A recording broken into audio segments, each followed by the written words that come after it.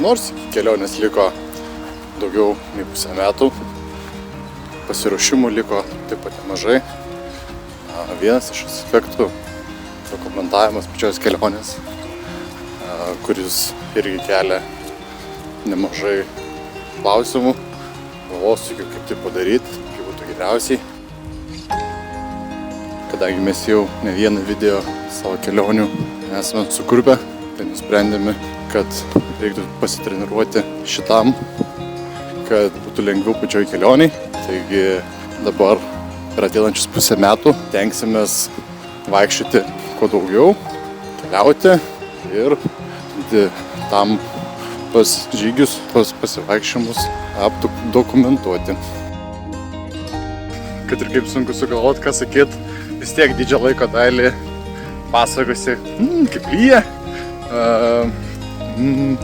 šiaip pelė kaip šilta, nepaisant to, kad čia ant galvų lyja ir tai būsim kiaurai šlapi.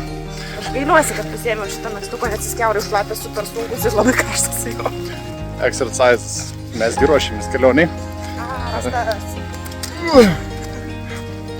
Nereikėjo tos kameros čia nulenkti biškį. Nega tokio labai linksma, dabar reikia biškį pranerti. Tai va, sprendėm, kad vien tai, kad apie tai mes galvojam, kaip čia, ką filmuot, jau bus geriau negu belia kaip. Bus gerai. Svarbu reikia prisiminti ir rašinėti iš anksto, ką galvojam, kad nereiktų kartoti 3 kartus. Geriausiai rašinėti tiesiog vis dėlį. Ne, čia yra labai apgalvotos mintis,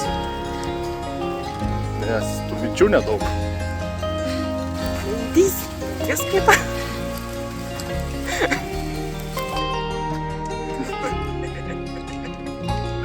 Būtent papasakokim, kaip jaučiame šiandien žygyje. Ten varlė. Netikėtai šoku. Užpuolė, dėja, šitos žiaurės varlės sliūkina prie visų šituose miškuose besibastančių turistautojų ir kanda į kojas. Visų šių video esmė tai visos kelionės, emocijos perteikimas kitiems, gal savo, gal šeimai, gal draugams, bus įdomu. Vėliau po kiek laiko, kaip tau ten sekėsi, kad nereiktų gūžti pečiais, rašyti savo šitos dienoraščius, vlogus ir iš to sukurti savo prisiminimų vaizdinius ateičiai.